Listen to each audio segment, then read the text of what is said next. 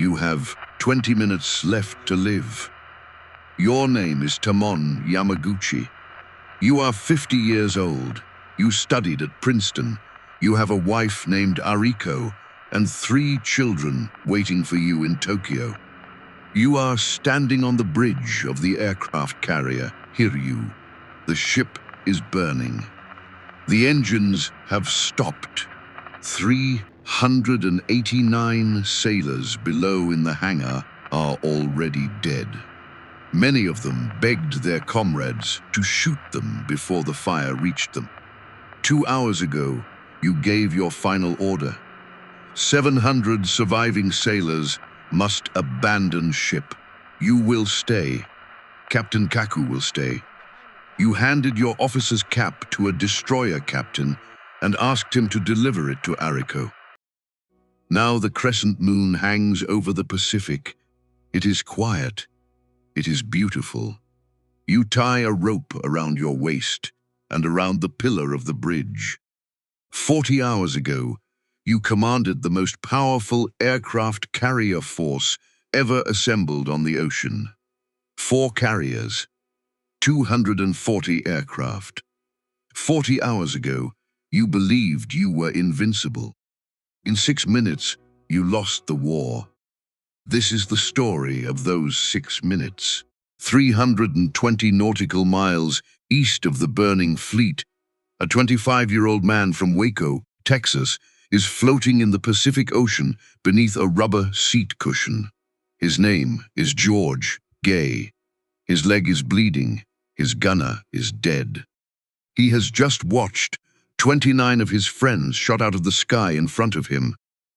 He does not know that he is about to witness what will one day be called the moment America won the Pacific War. 320 nautical miles west, another man also knows he is about to die. His name is Tamon Yamaguchi. He is 50 years old. He studied at Princeton. He has a wife named Ariko and 3 children waiting for him in Tokyo. He is standing on the bridge of the aircraft carrier Hiryu. The ship is burning. The engines have stopped. 389 sailors below in the hangar are already dead. Many of them begged their comrades to shoot them before the fire reached them. 2 hours ago, he gave his final order. 700 surviving sailors must abandon ship. He will stay. Captain Kaku will stay. He handed his officer's cap to a destroyer captain and asked him to deliver it to Ariko. Now the crescent moon hangs over the Pacific. It is quiet. It is beautiful. He ties a rope around his waist and around the pillar of the bridge. 40 hours ago, he commanded the most powerful aircraft carrier force ever assembled on the ocean. 4 carriers, 240 aircraft. 40 hours ago, the Empire of Japan believed it was invincible. In 6 minutes, Japan lost the war. This is the story of those 6 minutes. To understand why 4 Japanese carriers burned on the morning of June 4th, 1942, you must go back 6 months, to the days when the Empire still believed it could not lose. This story does not begin at Midway. It begins in Tokyo. In the early spring of 1942, Japan was drunk on victory. In 180 days, the Imperial military had crushed everything it touched. Pearl Harbor, the Philippines, Malaya, Burma, the Dutch East Indies, Wake Island, Guam, Hong Kong, Singapore. The British battleships Prince of Wales and Repulse lay on the bottom of the South China Sea. The American Asiatic fleet was gone. The mightiest colonial empires in Asia had folded in weeks. In Tokyo, crowds filled the streets, shouting a word that meant more than victory. Shori, shori, shori. At the Imperial Naval Headquarters, staff officers walked with a lightness in their step that had not been seen since the Russo-Japanese War 40 years earlier. They called it the Greater East Asia Co-Prosperity Sphere. On paper, It was already complete. Every colored pin on the wall map had turned red. Every arrow pointed outward. But one man was not drunk on victory.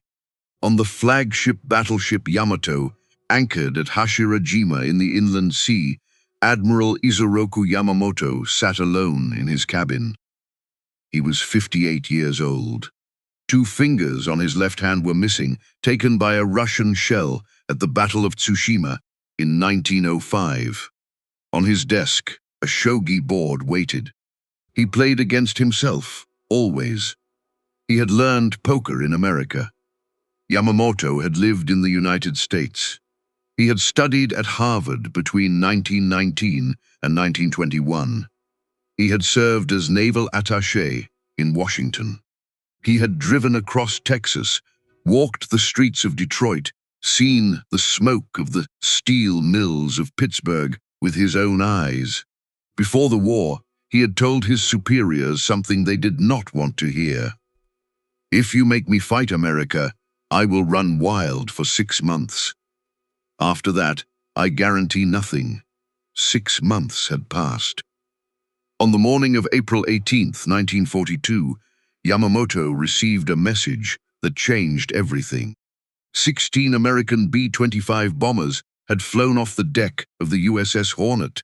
They had crossed 600 miles of open ocean. They had bombed Tokyo. They had bombed Yokohama. They had bombed Nagoya. The physical damage was small. 50 people killed. A few factories damaged. Some houses burned.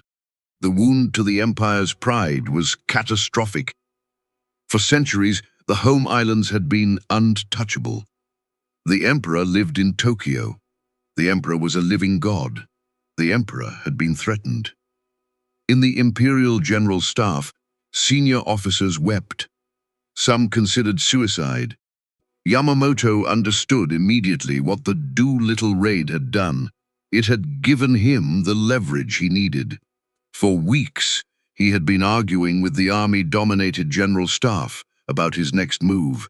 The army wanted to consolidate, dig in, build a fortress across the Pacific, and wait. Yamamoto wanted something else, something audacious, something the General Staff kept refusing. Now they could not refuse him. The Emperor had been bombed. The Emperor's protection was the first duty of the Navy. And to protect the Emperor, the Empire had to push further out. Push until no American aircraft could ever reach Tokyo again. Yamamoto's plan had a name, Operation MI. His target had a name too, a tiny American atoll 2,000 miles east of Japan, 1,136 miles northwest of Pearl Harbor, Midway. But Midway was not the real target. Midway was the bait.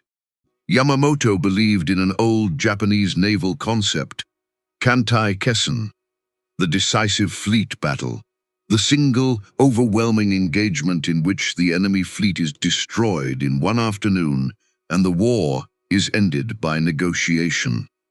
It was the doctrine that had won Tsushima in 1905. It was the ghost that haunted every Japanese admiral for 40 years. Yamamoto would seize Midway. The 3 surviving American aircraft carriers based at Pearl Harbor, Enterprise, Hornet, and Yorktown would race out to save the island. 4 Japanese carriers under Vice Admiral Nagumo would be waiting in ambush. Behind them, 7 battleships, including the Yamato herself, with 18-inch guns that could fire a shell weighing nearly 1.5 tons over 26 miles, would finish whatever the carriers left alive. America would lose her Pacific Fleet. America would come to the negotiating table. The war would end. He was a gambler. He was betting the Empire on a single card. At the Kasumi Gaseki Naval Officers Club in Tokyo, the mood was very different. The club was warm and yellow-lit. Young lieutenants in white uniforms drank Kirin beer at long lacquered tables. On the walls hung a great painted map of the Pacific. Red arrows spread from Tokyo like the petals of a flower. Singapore, Rangoon, Batavia. Rabaul, a young lieutenant, lifted his glass. I hear this time we will take Hawaii itself. Admiral Yamamoto will drink tea at the White House by Christmas. The man beside him laughed. Before that, why not a garden party on Waikiki Beach? The whole table erupted. The waiter brought another round of beer. In the far corner of the room, one man sat alone. He was not drinking beer. He was drinking green tea. His name was Minoru Genda. He was 37 years old. He was a commander. He was the chief aviation officer of the Kido Butai, the first air fleet, the most powerful carrier force in the world. He was one of the two men who had planned the attack on Pearl Harbor. He had flown over Oahu on the morning of December 7th. He had seen the black smoke rising from Battleship Row. He had also seen something else, something the rest of Japan seemed to have forgotten. 3 empty berths. 3 American aircraft carriers that had not been at Pearl Harbor that morning. 3 carriers that were still, at this moment, somewhere on the Pacific Ocean, with their planes and their pilots and their guns intact. Enterprise, Lexington, Saratoga. Genda knew a truth his colleagues had chosen not to see. Pearl Harbor had been incomplete. Pearl Harbor had missed the ships that mattered most. He stood up. He put on his hat. He walked toward the door. At the exit, a staff colonel from Naval Headquarters clapped him on the shoulder. Genda-san, you are not celebrating with us tonight. Genda bowed slightly. He did not smile. The victory has not yet come, Colonel. He stepped out into the Tokyo night. The colonel returned to the table and laughed to his friends. Genda has been working too hard. He needs to relax. The table roared with laughter. The Japanese have a phrase for what filled that room. Shoribio, the victory disease. It was not a diagnosis anyone made at the time. It was a phrase historians would use, decades later, when they tried to explain what had happened to a professional navy at the height of its power. A navy that had won every battle. A navy that had begun to believe its own legend. The plan Yamamoto laid on the table at Yamato was breathtaking in its complexity. His staff officers worked through the nights of May, drafting an operational order that ran to 500 pages. Every ship had its assignment. Every hour had its schedule. The plan divided the combined fleet across the entire northern Pacific. A diversionary force would strike the Aleutian Islands, far to the north, near Alaska. 2 light carriers, Ryujo and Junyo, would bomb Dutch Harbor. Troops would seize the barren islands of Attu and Kiska. The goal was to draw the American carriers northward, away from Midway. A separate invasion force would sail from the Marianas with 5,000 soldiers on troop transports, screened by cruisers and destroyers. They would land on Midway itself. The heart of the plan was Vice Admiral Nagumo's Kido Butai. 4 carriers, the veterans of Pearl Harbor, Akagi, Kaga, Soryu, Hiryu. They would strike Midway first, soften it, and then wait for the American carriers to arrive. When the Americans came into range, Nagumo would ambush them and destroy them. Behind Nagumo, 500 miles back, Yamamoto himself would follow with 7 battleships. Yamato, Mutsu, Nagato, Kongo, Hiei, Haruna, Kirishima, the heaviest surface force in the Pacific. Whatever the carriers left, he would finish. 6 task forces, 200 ships, 100,000 men, spread across 5,000 miles of ocean, coordinated by radio silence and a schedule. There was a war game to test the plan. It was held on the Yamato in early May, in a large wardroom on a paper map. Junior officers moved wooden shipment models across the map with long sticks, like croupiers at a casino. Senior officers watched from the walls. Yamamoto himself watched from a chair at the head of the table. An umpire team ran the American side. Their leader was a young staff officer, Lieutenant Commander Masatake Okumiya. He was told to play the Americans aggressively. He did. Okumiya assumed that American aircraft would appear from somewhere northeast of Midway, from a direction the Japanese did not expect. He rolled his dice. His umpires calculated hits. 2 Japanese carriers were sunk on his first attack wave. The wardroom went silent. Rear Admiral Momotomi Ugaki, Yamamoto's chief of staff, sat up in his chair. He was a rigid man, humorless, precise. He did not like what he was seeing. Ugaki spoke. His voice was calm. His voice was final. The results are not acceptable. The 2 carriers sunk are to be recorded as lightly damaged. The exercise will continue. Okumiya opened his mouth to object. Another officer put a hand on his arm. Okumiya closed his mouth. The exercise continued.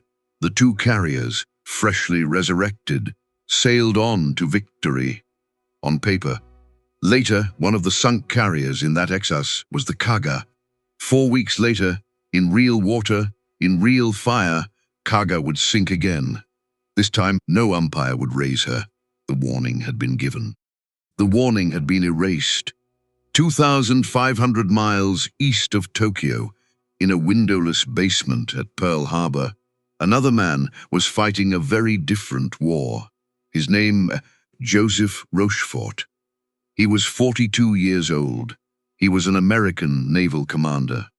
He wore a red velvet smoking jacket over his uniform because the basement was cold, and he wore carpet slippers because his feet hurt after 20 hours a day of standing at IBM tabulating machines. Rochefort ran a small unit called Station Hypo. His team was 30 men. They lived on coffee and sandwiches. They rarely saw daylight.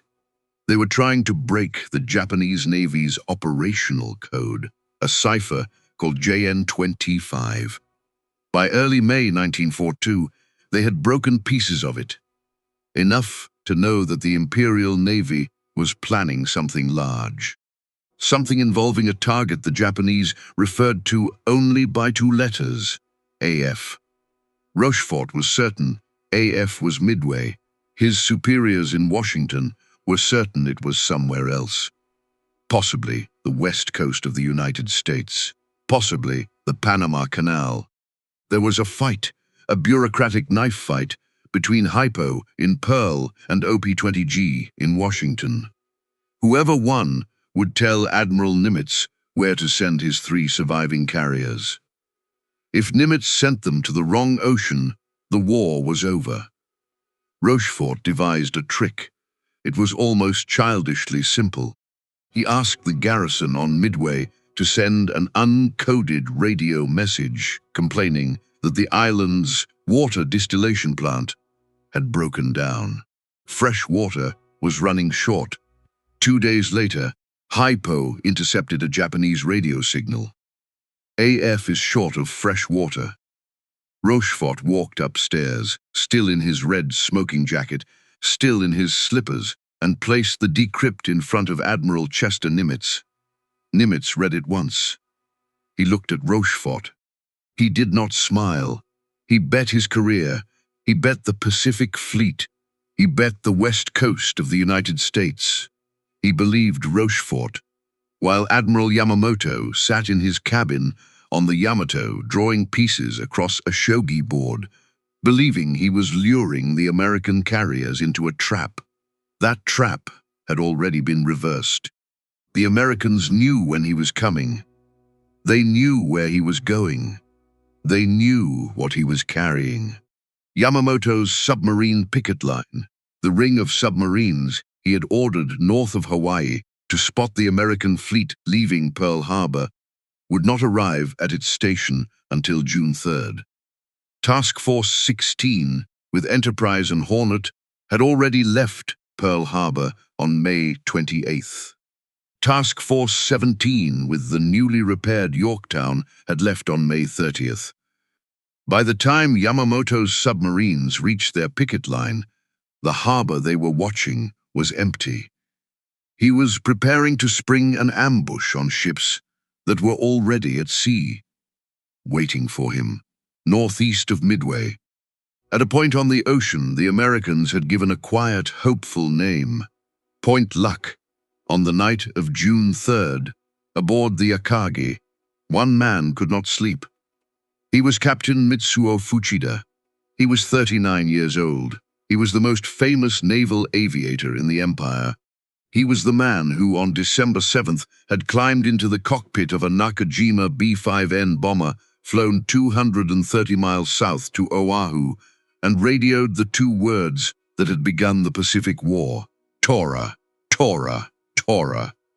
Now he lay on a narrow iron cot in the sickbay of the Akagi, 2 decks below the bridge. 2 days earlier, the ship's doctor had removed his appendix. The incision still ached. He was under strict orders. He was not to fly. He was not to command. He was not to leave his bed. Through the metal walls of the sickbay, he could hear the ship preparing for battle. The whine of aircraft elevators lifting Zeros to the flight deck, the shouts of ordnance men, the rumble of torpedo dollies, the smell of aviation gasoline seeping through the ventilation. Tomorrow morning at 4:30, 108 aircraft would take off from the 4 carriers of the Kido Butai. They would strike Midway. His deputy, Lieutenant Yoichi Tominaga, aged 30, would lead them in Fuchida's place. Fuchida stared at the steel ceiling. He was the senior naval aviator afloat.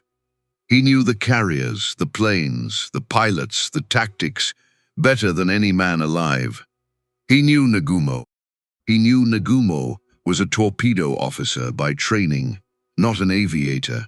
He knew Nagumo was cautious. Something at the back of his mind was troubling him.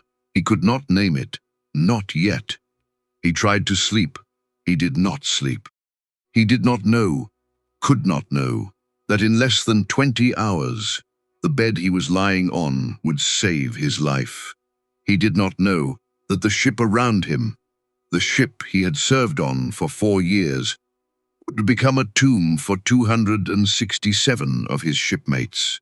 He did not know that by tomorrow night he would be one of the few senior officers of the Imperial Navy to witness, from the inside, the exact moment when the Empire of Japan lost the Pacific War. The moon rose over the Kido Butai. 4 carriers, 2 battleships, 3 cruisers, 11 destroyers, 20 ships in a diamond formation, driving east at 24 knots. Their wakes glowed white in the darkness. On the bridge of the Akagi, Vice Admiral Nagumo drank tea and watched the stars. He was 55 years old. He had commanded this fleet since Pearl Harbor and won every battle. He was tired. He was confident. 600 miles to the northeast, 3 American aircraft carriers were also driving through the darkness. Their radars were spinning. Their crews were briefed. They knew exactly where Nagumo was and exactly when he would arrive. The trap had been set. The wrong man had set it. The victory at Midway did not belong to the Americans. It belonged to the Japanese themselves. It was a defeat built one step at a time by intelligent men, brave men, men devoted to the empire they served. In the next 4 hours, 6 decisions, every one of them supported by sound military logic, would settle the fate of the Pacific.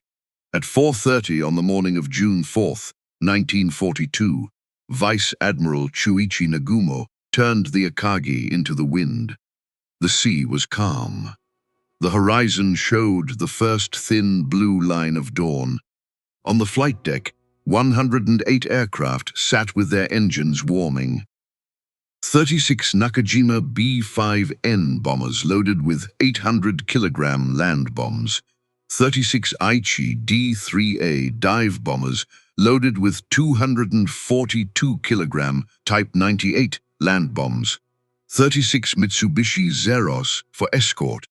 Lieutenant Yoichi Tomonaga, 30 years old, sat in the lead bomber. He had been a naval aviator for 8 years.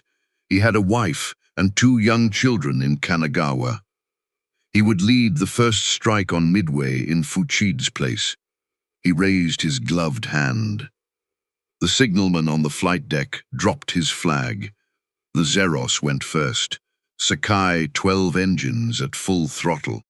The launch officers had timed their release to the roll of the ship, waiting for the deck to rise on the swell. One by one, the fighters lifted from the deck and climbed into the pale sky.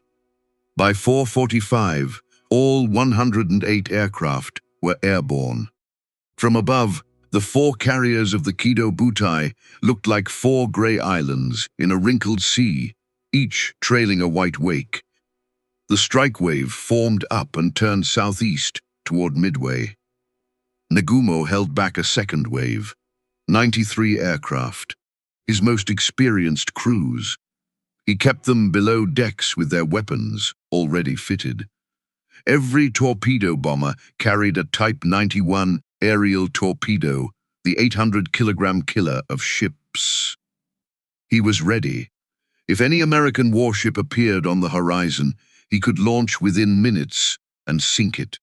But he did not know where the American ships were. He was not even sure they were at sea. To find them, he had a total of 7 reconnaissance aircraft, tasked to search half the ocean between Japan and Hawaii. 7 aircraft for an ocean the size of Europe. One of those 7 aircraft was assigned to the cruiser Tone. It was the aircraft assigned to search the exact sector where the 3 American carriers were, in fact, waiting. At 4:35, the Tone's catapult jammed, a mechanical fault. The scout plane could not be launched. The crew worked frantically. It took them 30 minutes to fix it. At 5:05, the aircraft finally roared off the catapult and turned east into the growing daylight. 30 minutes, half an hour. That was all. That half hour would decide the fate of the Empire of Japan. Nagumo did not know about the delay. His staff had not told him. On the bridge of the Akagi, he stood beside Rear Admiral Ryunosuke Kusaka, his chief of staff, and drank tea. The tea was cold now. He was a torpedo officer by training. He had commanded destroyers most of his career. He was not, in his bones, an airman. He did not fully understand the tempo of carrier warfare, the way seconds could stretch or collapse a battle. He was cautious by nature. He kept half his aircraft in reserve. He believed reserves were prudent. Reserves were his death warrant. 240 miles to the southeast, Lieutenant Tomonaga was leading his strike wave down through broken cloud toward the 2 low, green islands of Midway. On the runway of Eastern Island, Marine Corps pilots were running to their aircraft. American radar had picked up his formation half an hour earlier. Every American plane on Midway had already taken off. Tomonaga's aircraft attacked empty hangars. They destroyed fuel tanks. They cratered the runway. The dive bombers dropped their bombs on buildings that no longer mattered. Anti-aircraft fire from the marine gunners was fierce. 6 Zeros went down. 11 bombers were lost. But the American planes were not on the ground. The American planes were already climbing into the sky and turning north toward the Japanese carriers. At 7:05, Tomonaga radioed a message back to Akagi. There is need for a second attack wave. The message reached Nagumo.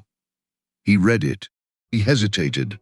At the same moment, his own fleet came under attack for the first time. 6 brand-new Grumman TBF Avengers from Midway, escorted by 4 Army Air Force B-26 medium bombers rigged with torpedoes, came in low over the water. They were the vanguard of a series of American air attacks that would continue for the next 4 hours. None of them had fighter escort. All of them had been sent as soon as their pilots could climb into their cockpits. The Zeros of Nagumo's combat air patrol pounced. 5 of the 6 Avengers were shot down before they could release their torpedoes. 2 of the 4 B-26s were destroyed. Not a single torpedo hit its mark. To Nagumo, watching from the bridge, it was proof. Proof that the Americans were disorganized. Proof that Midway-based aircraft were incompetent.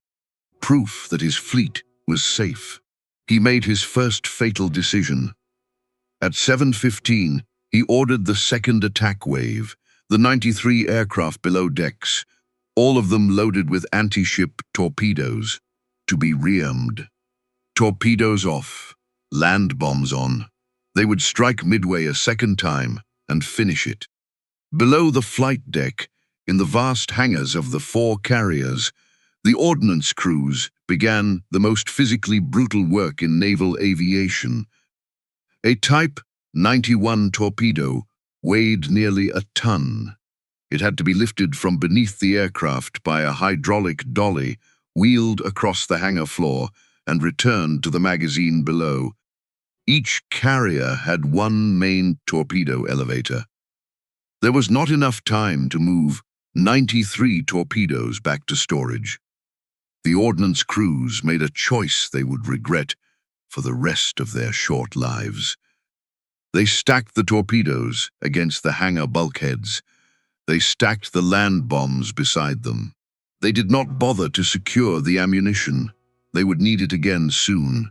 2 decks below the flight deck of the Akagi, in the sickbay, Captain Fuchida heard the loudspeaker on the wall. All reserve aircraft. Remove torpedoes. Fit land bombs. Fuchida sat up in his bed, his stitches pulled. He did not care. He was the senior aviator afloat. He knew immediately what this order meant. It meant chaos in the hangar. It meant 45 minutes of disorder in which the ship's aircraft would be, in effect, disarmed. It meant torpedoes and bombs on the deck at the same time. He pressed the buzzer for the medical corpsman. The corpsman came. Fuchida tried to sit up further. He asked to be helped to the bridge. The corpsman refused. His orders came from the ship's surgeon. The captain was to remain in bed. Fuchida lay back on the pillow. He strained to hear. Something was very wrong, and he could not stop it. On the flight deck, 28 miles away, at 7:28, the aircraft from the cruiser Tone, the aircraft that had been delayed by half an hour, at last reached the far edge of its search arc. The pilot, Petty Officer Amari, looked down through his binoculars. 10 American warships. He radioed the sighting to the Tone. The Tone relayed it to the Akagi. The message reached Nagumo at 7:40. Nagumo read it. Nagumo went pale. 10 enemy surface ships. No mention of carriers. Just 10 ships. Where had they come from? What were they? He sent back a single question. What class? Amari did not answer. His radio failed, or he had not looked closely enough. For nearly 30 minutes, there was silence. 30 minutes in which every rearmed bomber on the Akagi, the Kaga, the Soryu, and the Hiryu sat with land bombs bolted under its belly instead of the torpedoes it needed to sink ships. 30 minutes in which Nagumo did not know whether he was facing a squadron of destroyers or the entire United States Pacific Fleet. At 8:09, Amari's voice came back over the radio. Enemy force is accompanied by what appears to be a carrier. On the bridge of the Akagi, silence. Nagumo turned. His face was gray. He gave his second fatal order. Reverse the rearmament. Bombs off. Torpedoes back on. Below, in the 4 hangars of the Kido Butai, the ordnance crews wept. They had been working for over an hour, sweating, running, hauling 1-ton weapons across steel decks that vibrated with every wave. Now they had to undo it all, and they had to do it faster. They did not put the land bombs back in the magazines. There was no time. They stacked them on the deck of the hangar, beside the aircraft. They stacked them beside the torpedoes they were about to fit. They stacked them beside fuel lines, dripping with high-octane aviation gasoline. Every hangar of the Kido Butai was now, in effect, a floating munitions dump. Bombs unsecured, torpedoes half-loaded, aviation fuel exposed, all 4 carriers, a single spark inside those hangars, and everything would go. On the Hiryu, the smallest of the 4 carriers, Rear Admiral Yamamoto watched the confusion from his bridge and understood at once. He was 50 years old. He had studied at Princeton University from 1921 to 1923. He spoke English fluently. He had read American aviation journals for 20 years. He had seen American shipyards. He knew in his gut that the American Navy did not send its carriers to be found on accident. He did what no other flag officer in the Kido Butai did. That morning he questioned his superior. He flashed a signal light across the water to the Akagi. Consider it advisable to launch attack force immediately. He was telling Nagumo in the polite language required of a junior admiral to a senior, to stop worrying about escorts, to stop worrying about the perfect coordinated strike, to send whatever aircraft were ready right now before the Americans found them. He was right. He was the only man in the fleet who was right. Nagumo received the signal. Nagumo refused it. He wanted to do it properly. He wanted his Zeros to be armed and fueled. He wanted the returning Midway strike to be recovered first. He wanted the strike coordinated, professional, complete. He wanted 40 more minutes. He would not get them. Because at 9:18, one of the returning American attack waves came into view on the horizon. 15 slow, obsolete torpedo bombers coming in low over the water. Not one fighter with them. They were the men of Torpedo Squadron 8 from the USS Hornet. Their commander was Lieutenant Commander John Waldron. His great-grandmother had been Oglala Sioux. He led his men down onto the deck. He knew his TBD Devastators were slower than the Zero. The TBD cruised at 200 miles an hour with a torpedo under its belly. The Zero could catch it at 330. It was not going to be a battle. It was going to be a hunt. He had written a letter to his squadron that morning. He read it aloud to them before they took off. Just remember this. If there is only one plane left to make a final run in, I want that man to go in and get a hit. The Zeros of the Combat Air Patrol tore into them. From the bridge of the Akagi, Nagumo and his staff watched with almost detached professionalism. Anti-aircraft gunners on the escorting cruisers and destroyers opened up. Waldron's aircraft was the first to burn. He flew straight into the water, then the second Devastator, then the third, then all 15. Not one torpedo hit its mark. Of the 30 American airmen of Torpedo 8, only one survived. Ensign George Gay, 25 years old, from Waco, Texas. His aircraft was riddled with cannon fire. His gunner was dead. His own leg was bleeding. His TBD hit the water at nearly 200 miles an hour and broke apart around him. He kicked free of the sinking wreckage, inflated a rubber seat cushion, and hid beneath it. From beneath the cushion, he looked up. and he watched. 10 minutes later, another wave came in. Torpedo Squadron 6 from the Enterprise. 14 devastators. 10 were shot down. Then, Torpedo Squadron 3 from the Yorktown. 12 devastators. 10 shot down. In 45 minutes, 3 American torpedo squadrons had been almost annihilated. 35 aircraft destroyed.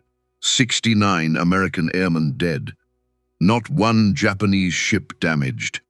On the bridge of the Akagi, the staff officers cheered. A young lieutenant clapped his hands. Nagumo permitted himself a small smile.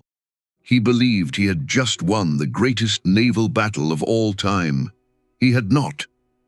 The 3 suicide charges of the American torpedo bombers had done one thing, one accidental thing, one thing that no plan had called for. Every Zero in the Japanese combat air patrol was now down at wave-top level. Every Japanese fighter pilot's eyes were locked on the water, hunting the last of the crawling TBDs. The sky above the Kido Butai, the sky at 20,000 feet, was empty. It was undefended. It was open. And at that exact moment, at 10,000 feet, and climbing higher, 33 Douglas SBD Dauntless dive bombers from the Enterprise, led by Lieutenant Commander Wade McCluskey, were arriving over the Japanese fleet. McCluskey had been lost. He had flown to his expected intercept point and found empty ocean. Nagumo had changed course. McCluskey's Dauntlesses were running low on fuel. Most squadron leaders would have turned home. McCluskey flew on, northeast, on a hunch. Below him, 30,000 feet down, he saw a single white wake on the blue Pacific. A Japanese destroyer, running at full speed, heading northeast.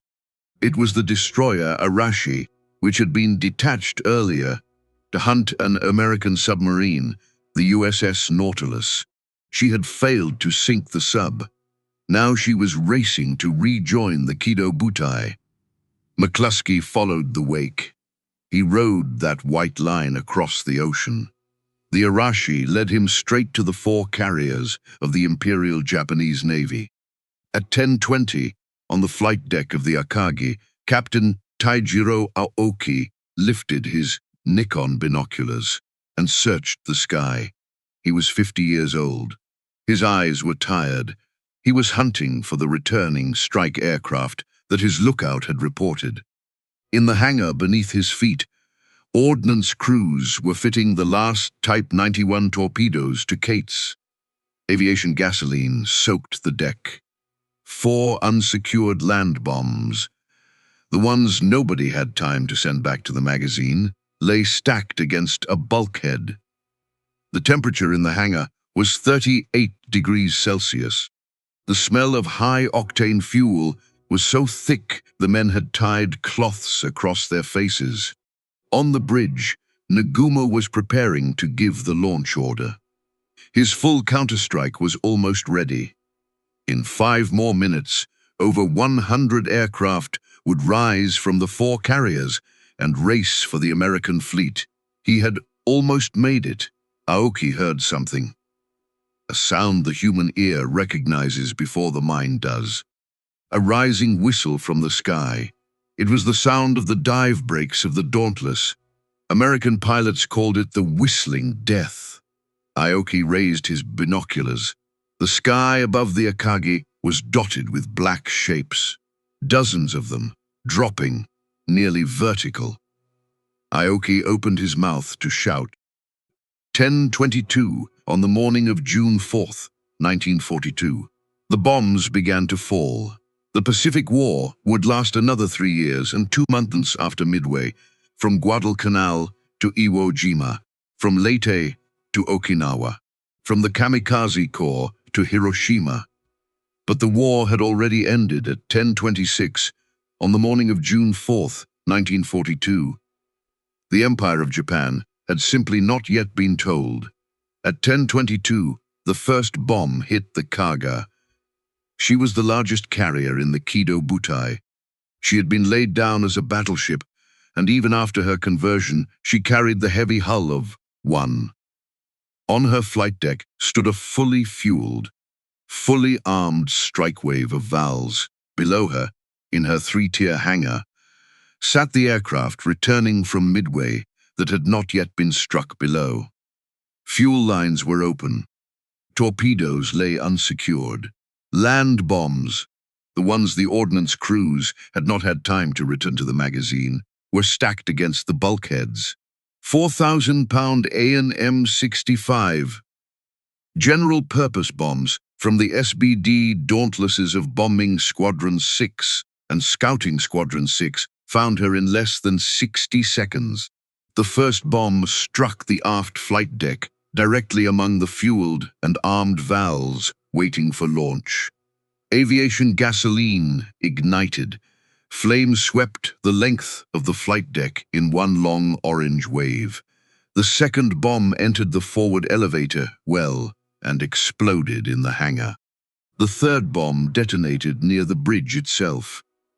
Captain Jisaku Okada, aged 51, the commanding officer of the Kaga, was standing at the front of the bridge with his binoculars raised.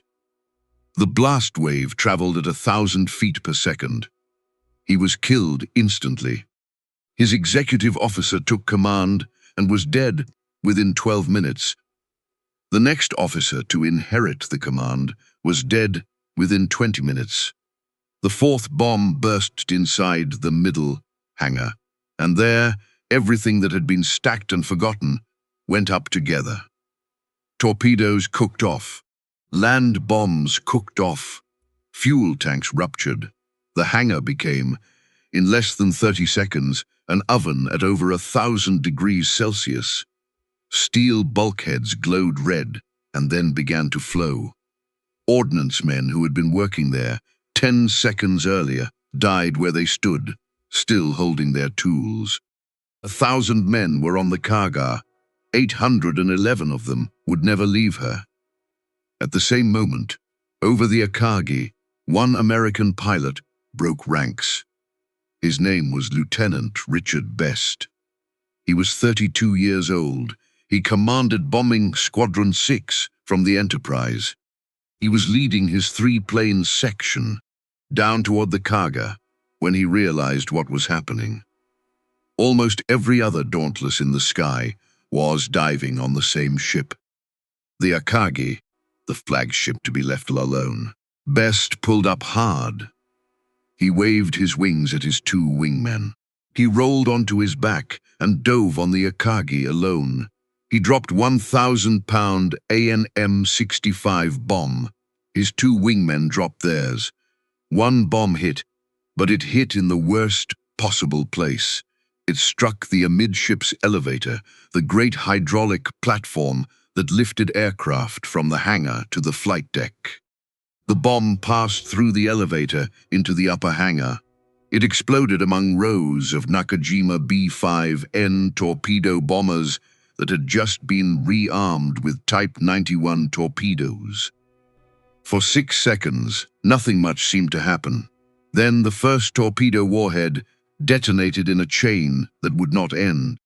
The elevator platform buckled under the blast, dropping burning aircraft into the fire below. On the bridge 2 decks above, Vice Admiral Nagumo was thrown against the port bulkhead. His binoculars flew from his hands. Blue-white flame vented upward through the ship's ventilation shafts. He knew instantly what had happened. Aviation gasoline was burning in the hangar. His ship was gone. In the sickbay 2 decks below, Captain Fuchida was thrown out of his bed. The stitches from his appendectomy tore open. Blood soaked through his cotton pajama shirt. He tried to stand. He could not feel his legs. Smoke poured through the ventilation grill above his head. 60 miles east, on the Soryu, 3 bombs from the Dauntlesses of Bombing Squadron 3 off the Yorktown, led by Lieutenant Commander Max Leslie, arrived at almost the same moment. The first bomb struck between the second and third elevators. The second bomb entered the forward hangar and detonated among the fueled aircraft. The third bomb hit the aft flight deck and killed nearly every man on the strike wave that had been about to launch. In 6 minutes, the Soryu was dead in the water. Her engines were still running, but there was no one alive in the engine room to shut them down. She sailed on, burning from bow to stern, her wake still crisp behind her, until the automated engineering finally failed 30 minutes later. The Empire had lost 3 carriers in 6 minutes. 200 miles behind the Kido Butai, on the bridge of the battleship Yamato, Admiral Yamamoto received the first fragmented radio messages. Akagi in trouble, Kaga on fire, Soryu disabled. For several minutes, he did not speak. Then he walked slowly to his private cabin, closed the door, and did not come out for over an hour. When he opened the door again, his chief of staff was waiting. He asked for tea. The staff officer who brought it to him would later say that Yamamoto's face, in that moment, was the face of a man who understood, for the first time in his life, what he had done. But the battle was not over yet. The Hiryu was still alive.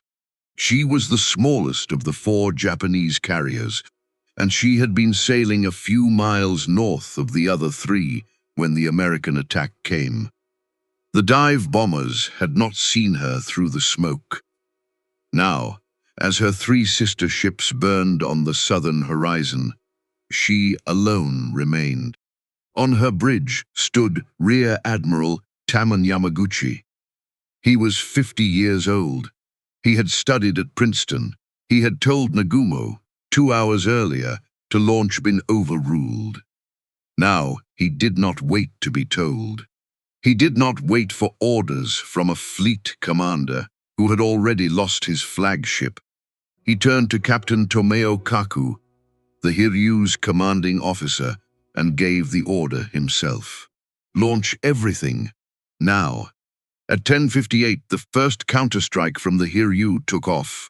18 Aichi D-3A dive bombers, 6 Zeros. Their commander was Lieutenant Michio Kobayashi, 29 years old.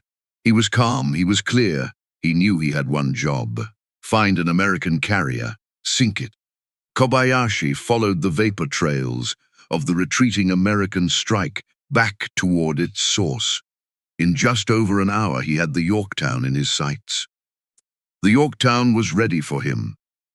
Her radar picked up the incoming Japanese formation from over 40 miles out. Her Wildcats climbed to intercept.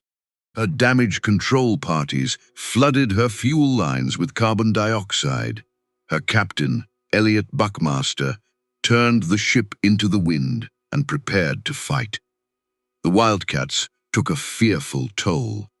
10 of Kobayashi's 18 bombers were shot down before they could reach the ship. Anti-aircraft fire took 2 more. Only 6 broke through. Kobayashi himself made it to the release point. He pushed the stick forward.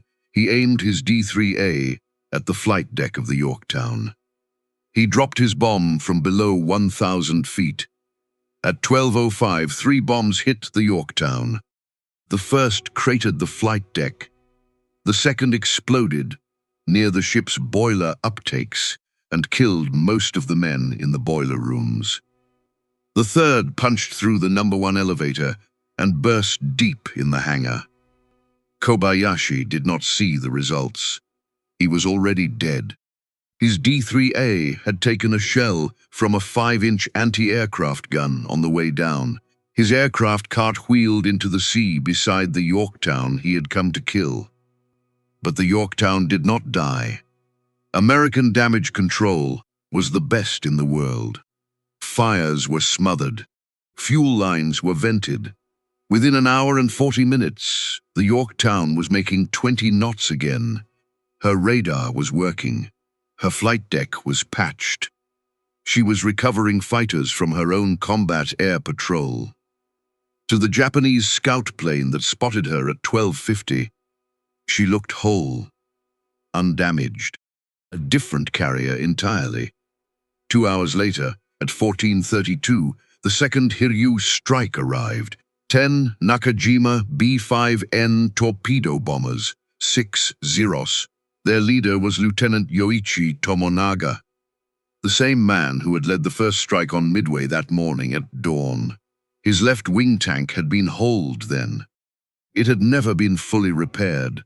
He knew, taking off, that he did not have the fuel to return to the Hiryu. He did not tell his men. He simply took his place at the head of the formation. He bowed to Yamaguchi before he climbed into his cockpit. Yamaguchi returned the bow. Neither man spoke. Tomonaga found the Yorktown. He did not know that she was the same ship. To him, she was a fresh, undamaged American carrier, a second one. His radio call reported a new target. The Wildcats came at him. His wingman went down. 2 more torpedo bombers exploded. 2 more. Only 5 got through to launch position. Tomonaga aimed his B-5N at the port side of the Yorktown at 300 meters. He released his torpedo. He kept flying. He flew his aircraft directly into the flight deck of the ship. He was killed instantly. 2 torpedoes hit the Yorktown on the port side. She lost all power. She rolled 26 degrees. At 3 in the afternoon, Captain Buckmaster gave the order to abandon ship. To the Japanese, she looked as if she was going to sink. Rear Admiral Yamaguchi believed he had now sunk 2 American carriers. He believed he had turned the battle. He signaled the combined fleet. 2 enemy carriers sunk. Preparing third strike, he was wrong. He had struck the same ship twice. And by the time his message reached the Yamato, the 3rd American carrier had already found him. The Yorktown's own scout planes, launched before she was hit, had located the Hiryu at 2:45 in the afternoon. Task Force 16 was already turning to attack. At 5:03, 24 Dauntlesses from the Enterprise, some of them flown by pilots who had already sunk the Kaga and the Akagi that morning, dove out of the western sun on the Hiryu. Among them was Lieutenant Richard Best. In one day, he was about to become the only American pilot in the war to sink 2 aircraft carriers. Best's bomb hit the forward elevator of the Hiryu. It blew the elevator platform clean off its mount and hurled it against the front of the island. The entire forward flight deck erupted in flame. 3 more bombs followed. The hangar exploded. The waiting aircraft of the 3rd strike, fueled and armed, blew up on their trolleys. The pilots who were supposed to fly that 3rd strike, the last of Yamaguchi's veteran airmen, died in their cockpits without ever leaving the deck. The Hiryu burned all night. Around 4 in the morning of June 5th, on the bridge of the Hiryu, Rear Admiral Yamaguchi gave his final order. The ship could not be saved. The engines had stopped. 389 men were already dead below decks, most of them in the hangar. The 700 survivors were to leave. Yamaguchi would stay. Captain Kaku would stay. Below them, in the hangar that had once held 43 warplanes, the fire had not yet reached everyone. Some men were pinned under fallen girders. Some were burned so badly their comrades did not recognize them. Some had leapt into the sea in the darkness, even though they could not swim. Lieutenant Hisao Mandai, 25 years old, an air operations officer, was trapped beneath a section of collapsed steel. He could not free his legs. He drew his officer's dagger and took his own life. Only 35 men in the hangar of the Hiryu would live to see the sunrise. On the bridge, Yamaguchi handed his cap to the captain of the destroyer Kazugumo and asked him to deliver it to his wife, Ariko. He handed over a slip of paper with a haiku he had composed 2 nights before. He asked that it be given to his 3 children. Then he and Kaku tied a rope around a stanchion of the bridge.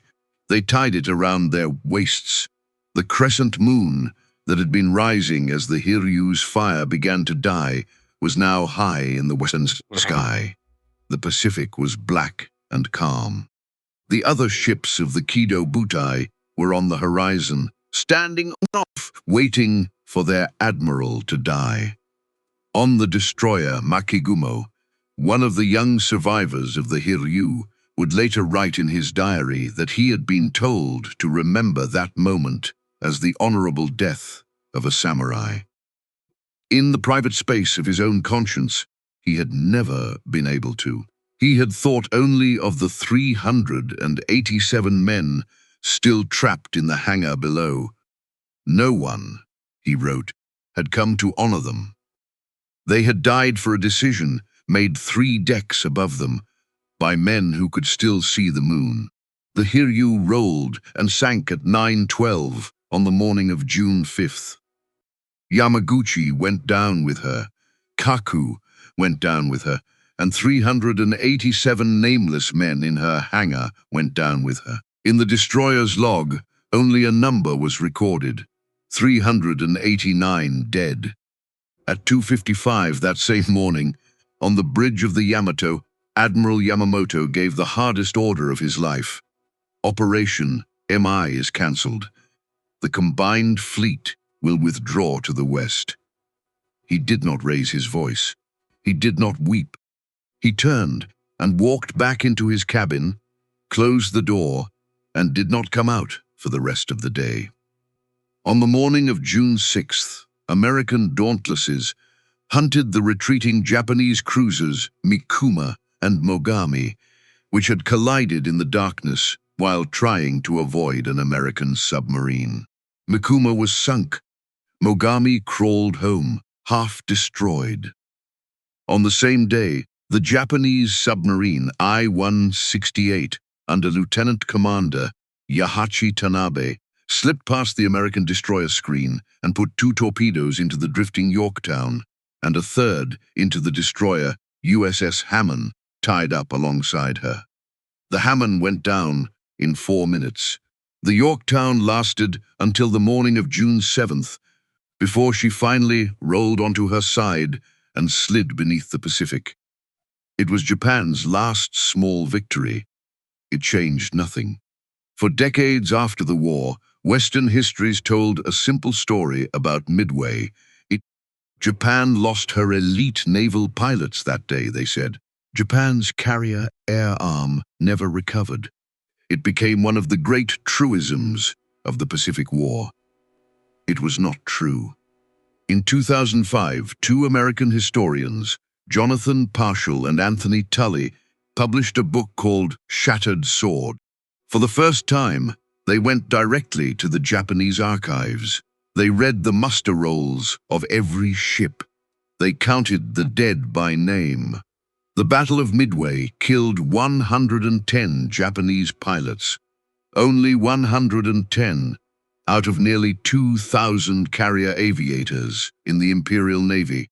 Most Japanese pilots who took off on the morning of June 4th from the Midway strike wave to the doomed defenders of the Hiryu were fished out of the sea alive by their own destroyers. The real slaughter was somewhere else. 721 men, aircraft mechanics, ordnance technicians, aviation engineers, deck crew, maintenance specialists, the men who kept the aircraft flying. A carrier pilot in the Imperial Navy took 2 years to train. A senior aviation mechanic took 5. The maintenance chiefs and armorers who died in the hangars of the Akagi, the Kaga, the Soryu, and the Hiryu could not be replaced from the schools in 18 months or 24 or 36. The consequences did not appear at once. They appeared 2 years later. In June 1944, In the Great Carrier Battle in the Philippine Sea, 400 Japanese aircraft rose from their carriers to attack the American fleet. American pilots called what followed the Great Marianas Turkey Shoot. Only about 130 Japanese aircraft came home. The Japanese blamed their pilots. The pilots were young, poorly trained, sent up green. But that was only part of it. The other part was that the aircraft themselves were failing. Engines seized in flight, fuel lines clogged, landing gear jammed, bombs failed to release. Zeros that had been the terror of the Pacific in 1942 could no longer be kept in fighting condition, because the men who knew how to keep them fighting had died in the hangars off Midway. That was the true wound. 2 men embody what happened to Japan after Midway. Vice Admiral Nagumo was quietly demoted by the Imperial Naval Staff. He was sent to command lesser and lesser commands, Truck, then Saipan. On July 6, 1944, when American Marines closed in on the last Japanese defenders of Saipan, Nagumo went into a cave command post on the slopes of Mount Tapochau. He wrote no note. He drew his service Nambu pistol and shot himself in the head. He was 61 years old. Admiral Yamamoto continued to command the combined fleet. He aged rapidly. His chief of staff said he looked 10 years older in the 6 months after Midway. But he continued to work. He continued to plan. On April 18, 1943, exactly 1 year after the Doolittle raid on Tokyo that had given him the excuse to attack Midway, he boarded a Mitsubishi G4M Betty bomber to inspect Japanese air units on Bougainville. 16 American P-38 Lightnings were waiting for him along his route. They had been sent because Joseph Rochefort's successors at Station Hippo had again broken the Japanese code. They had read Yamamoto's flight schedule 2 days before he flew. The Bettys were shot to pieces over the jungle. Yamamoto's aircraft crashed into the trees. Japanese soldiers found him the next day. He was still strapped into his seat. His left hand rested on the pommel of his sword. He was 59 years old. The intelligence war that had begun in a cold basement at Pearl Harbor, that had trapped him at Midway, had followed him for exactly 12 months and closed its jaws. He never lived to see the end of the war. He had told his superiors he could not win. The Pacific War lasted another 28 months after Yamamoto's death. 2 million more Japanese would die before it ended. Cities that had cheered Shori in the spring of 1942 would be burned to ash. 2 of them would be destroyed by weapons the world had never seen. But the war did not end at Hiroshima. It did not end at Nagasaki. It did not end on the deck of the USS Missouri. It ended at 10:26 on the morning of June 4th, 1942. In 6 minutes, on a stretch of blue Pacific water, 200 miles northeast of a tiny American atoll, under a sky that had been full of Japanese airplanes at dawn and would be full of American ones at dusk. The Empire of Japan had simply not yet been told.